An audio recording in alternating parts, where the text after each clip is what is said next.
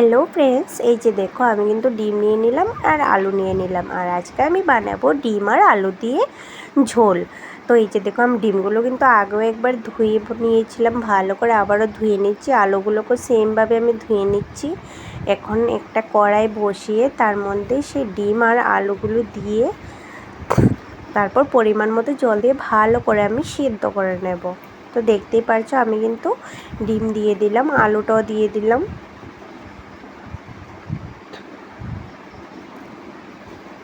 এই যে দেখো আমি সবকটাই দিয়ে দিলাম। এখন আমি তার মধ্যে পরিমাণ মতো জল দিয়ে ভালো করে সিদ্ধ করে নেব।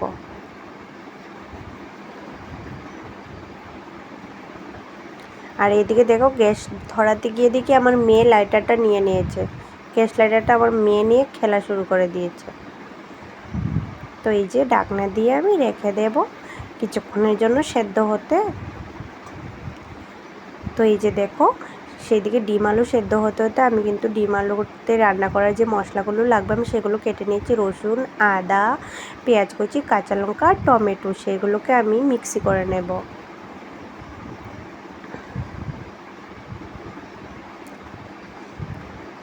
আমি একে একে সবকটাই কিন্তু মিক্সিতে দিয়ে দেব।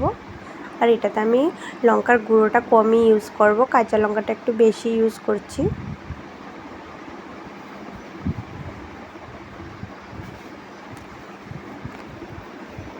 দেখতে পাচ্ছ আমি টমেটো কুচিগুলো দিয়ে দিচ্ছি, এখান থেকে হাফ কটা পেঁয়াজও দিয়ে দেব। এই যে দেখো রেডি। এখন আমি এটাকে মিক্সার করে নেব। আর আমি এটার মধ্যে কিন্তু অল্প পরিমাণে জলও দিয়ে দিচ্ছি। এই যে দেখো আমি মিক্সারটা করে নিলাম। আর এইদিকে কিন্তু আমার ডিম আলুগুলো সিদ্ধ হয়ে গেছে, এখন সেটাকেও আমি নামিয়ে নেব। এই যে দেখো খুব ভালোভাবেই কিন্তু সিদ্ধ হয়ে গেছে, আলুগুলো একদম নরম হয়ে গেছে।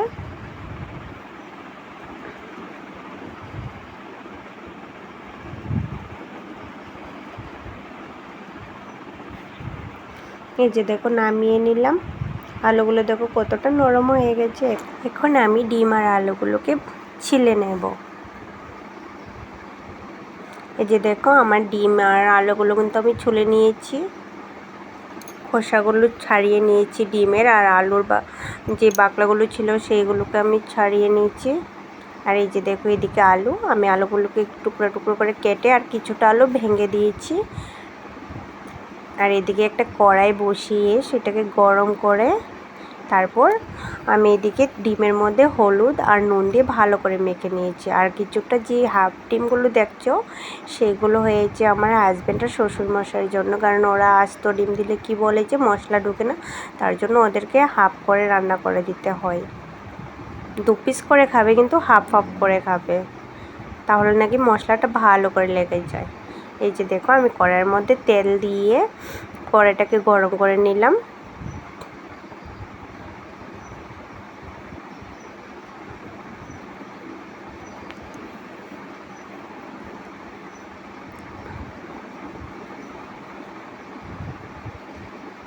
এখন আমি একে একে প্রথমে আস্ত ডিমগুলোকে ভেজে নেব।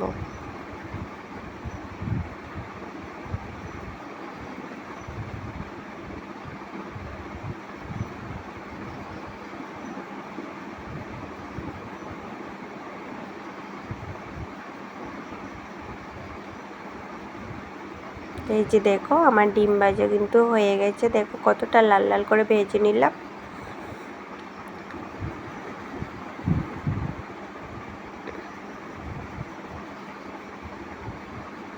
এখন আমি ভেজে নেব সেই হাফ ডিমগুলো। দেখতে পারছো আমি সবকটা যেগুলো আমি অর্ধেক অর্ধেক করে নিয়েছিলাম সেগুলোকে আমি লাল লাল করে ভেজে নিয়েছি। এই যে দেখো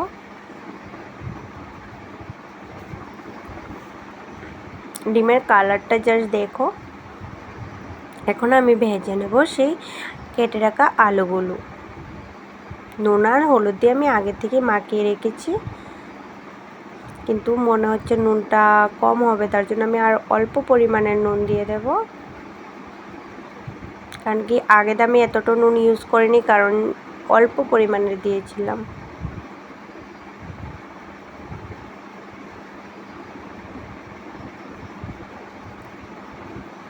এই যে দেখো আমার আলু ভাজা কিন্তু কমপ্লিট। এখন নামিয়ে নেব।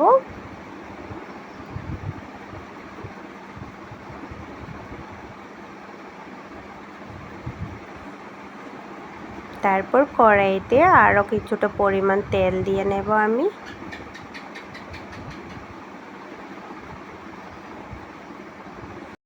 এখন আমি কষিয়ে নেব সেই মিক্সি করা মশলাগুলো। তো এই যে দেখো এখানে আমি পেঁয়াজ কুচি নিলাম, গোটা শুকনো লঙ্কা নিলাম, আর এলাচ, দারচিনি, লবঙ্গ আমি সেই 3টে জিনিসই নিয়ে নিলাম। তো এখানে প্রথমে আমি গোটা তেজপাতা দিয়ে কিছুটা নাড়িয়ে এলাচগুলোকে কিন্তু আমি প্রথমেই থেতো করে নিয়েছি। এলাচটা থেতো করে না দিলে কিন্তু ওটার মধ্যে যে স্মেলটা সেটা আসবে না।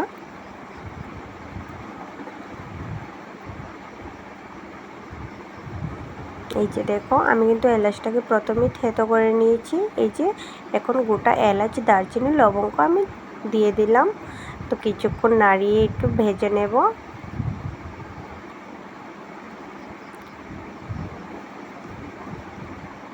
এখন আমি তার মধ্যে দিয়ে দেব সেই পেঁয়াজ কুচিগুলো।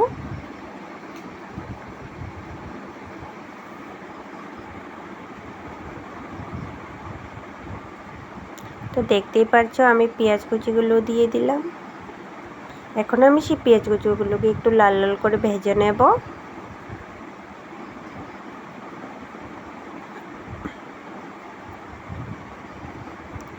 এই যে দেখো আমার পেঁয়াজ কুচিগুলো কিন্তু লাল লাল করে একটু ভেজে নিলাম।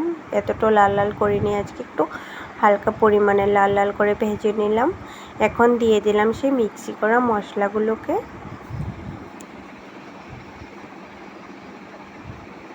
মশলাগুলোকে ভালো করে কষিয়ে নেব। এর মধ্যে দিয়ে দেব হলুদ গুঁড়ো,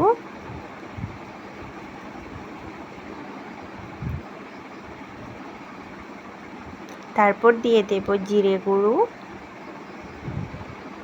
এখন দিয়ে দেব আমি ধনে গুঁড়ো,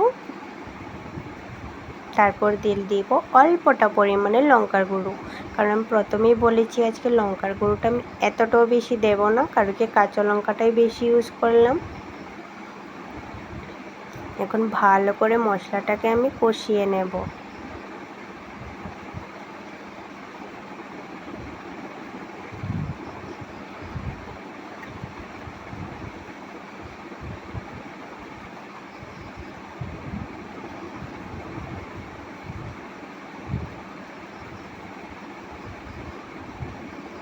তো এই যে দেখো আমার মশলাটা কিন্তু কষানো হয়ে গেছে। মশলার থেকে কিন্তু তেলটাও ছেড়ে দিয়েছে।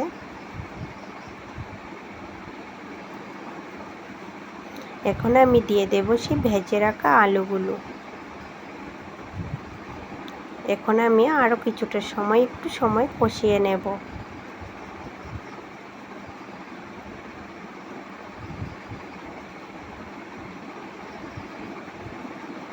পরিমাণ মতো নুন দিয়ে দেব।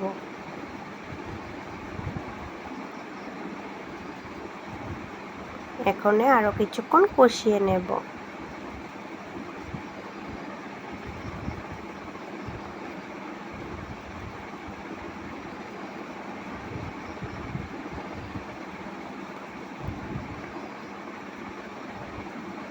এখন দেখো আমারটা কিন্তু কষে গেছে একদমই সবজিটা। এই যে নিচে দিয়ে লেগে যাচ্ছে দেখতে পাচ্ছ। এখন পরিমাণ মতো জল দিয়ে দেব, না হলে নিচে দিয়ে পোড়া লেগে যাবে। আমি এতটাও ঘন করব না, সেটাকে একটু পাতলা পাতলা ভাবই রাখবো। কারণ কি আমাদের বাড়িতে ডিমের ঝোলটা একটু বেশি পরিমাণে ভালোবাসে, তার জন্য একটু পাতলা পাতলা করে রাখবো। কিন্তু এমনটা নয় যে আমি সবসময়ই এরকম পাতলা পাতলা খাই। ডিম কষাটাও বানাই, ডিম বুনাটাও বানাই, আমাদের এখানে সবটাই খায়। কিন্তু যখন আমি আলু দিয়ে করি তখন একটু ঝোল ঝোলভাবে করি।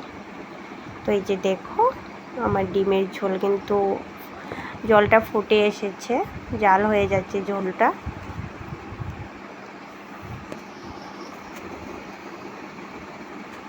জাস্ট কালারটা দেখো, কালারটা দেখতে কিন্তু জাস্ট ওয়াও লাগছে।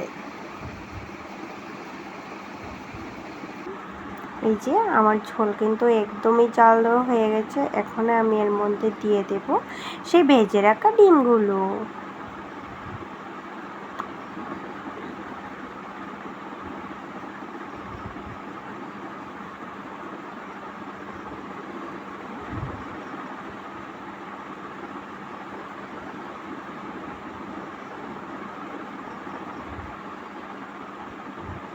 এখন আমি আরও কিছুটাক্ষণ জাল দিয়ে নেব, যেন ভালো করে ডিমের মধ্যে সেই মশলাগুলো লেগে যায়। এই যে দেখো আমার ডিমের ঝোল কিন্তু হয়ে এসেছে, জাস্ট কালারটা দেখো। এখন আমি দিয়ে দেব আমার নিজের হাতের তৈরি গরম মশলার গুঁড়ো, যেটা আমি বাড়িতেই বানাই, বাজার থেকে ইউজ করি বাট কম। যখন বানানোটা না থাকে শর্টকাটের জন্য, যখন না পাই হাতের কাছে, তখন আমি বাজারেরটা ইউজ করি। আর না হয় তো আমি নিজেই বাড়িতে ভালো করে সব কিছু একসাথে দিয়ে, এলাচ, দারচিনি, লবঙ্গ সব কটা একসাথে দিয়ে আমি বাড়িতেই করি। বাড়িরটা খেতে একটু ভালোই টেস্টি হয়। জাস্ট কালারটা দেখো, আমার ডিমের ঝোল কিন্তু একদমই রেডি হয়ে গেছে। এখন আমি নামিয়ে নেব। দেখো এতটাও কিন্তু পাতলা হয়নি আর এতটাও কিন্তু ঘন হয়নি। এখন নামিয়ে নিলাম। এই যে দেখো ডিমের ঝোলের জাস্ট কালারটা দেখো।